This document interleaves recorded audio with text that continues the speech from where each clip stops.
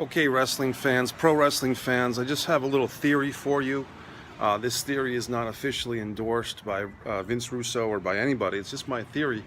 Why does the wrestling community hate Vince Russo? Now, obviously, not everybody hates him.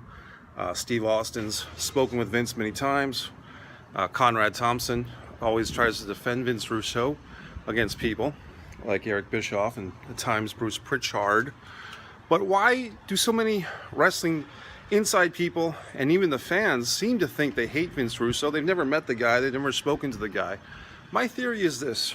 It goes down to quite a few things, but creation, authorship of creation. Now, Vince Russo is one of the few wrestling writers, one of the first and one of the few to really ask for and even demand credit for his creative contributions to the WWE or WWF at the time. And I think that because you had someone, namely Vince Russo, demanding that he and Ed Ferrara get their due credit for some of the ideas they helped with or developed, that threatens a lot of people in the wrestling business. Because as I've stated in previous videos, a lot of these people in the wrestling industry and even the fans have a daddy complex, a father figure complex. They all look to Vince McMahon as a father figure because they probably didn't have a good relationship with their real father, or they're looking for a secondary father figure in the wrestling world.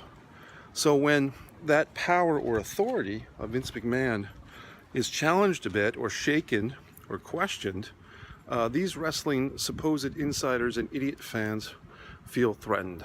They feel that their little world is shaken a bit. So there's that part of it. Now, the other thing is this.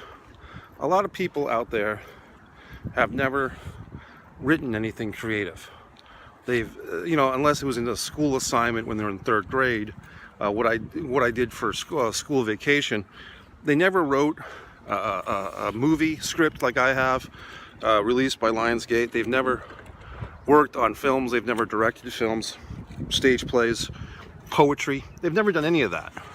So a lot of these people that criticize Vince Russo, simply put, do not know what it's like to be a writer. And being a writer is very tough. It's not tough to write per se, it's tough to make a living and get paid to write. It's tough to not have people bastardize your work and fuck it up when other people produce what you write. So, hence, therefore, a lot of people, they don't understand pride of authorship. They don't understand when you put your soul, your intelligence, your spirit into writing, what it's like to see that either done well, properly, to execution, if either you're the director, someone else is the director, or the producer and the producer, whatever, or see someone else fuck it up. And in my life, my writing career, I've seen both.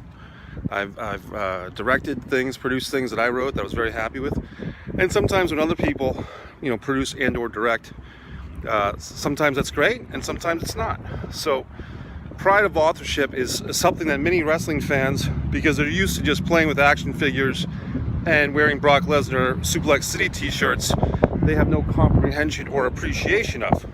So it's not that you're, bad people or malignant people. It's just that you're not particularly creative people. You're used to just watching other people do things, living vicariously through other people's creativity. It's no judgment, I'm just saying.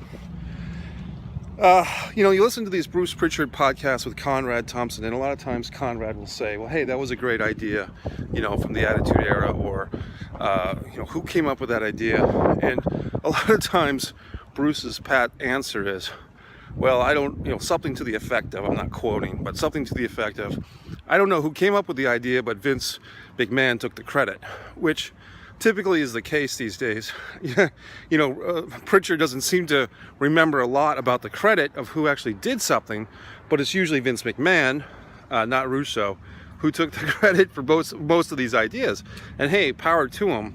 But that's what you have when you have a family, and nobody out here is claiming that Shane McMahon or Stephanie McMahon are these wonderful creative people. If anyone's giving credit, it's to Triple H and NXT.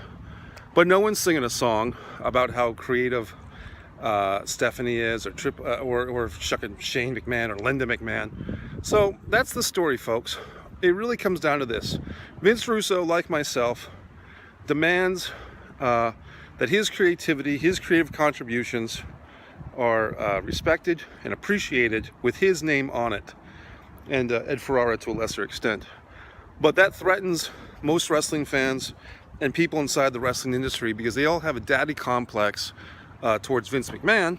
And so when someone else speaks up and doesn't fall into that adherence, then they feel threatened, because that makes them challenge, why do they have their fucking daddy complex? Why do they want to polish Vince's shoes all the time? So there you have it, fans. A little theory. You're welcome to comment. You're welcome to disagree. But always remember, this was my goddamn theory, and don't take credit for it. Mike